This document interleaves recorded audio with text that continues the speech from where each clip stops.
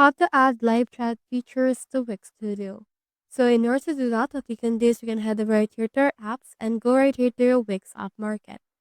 Once you have done that, it will show you your app market wherein you can install some applications. For this one, click onto the search apps and search in here for live chat. From in there, you should be able to see in here some more options. I'll choose in here this live chat option. Then from in there, it should be able to be added. So take note that is available on Wix Editor, but it's not available yet under Wix Studio. So it's actually a different game. So you can try to search for more live chat options or live chat applications.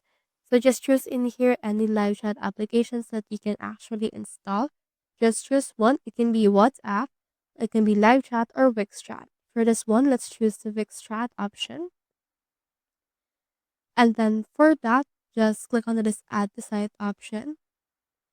And then it will add the Wix chat. So just click on this go to editor in order to add this to your actual website.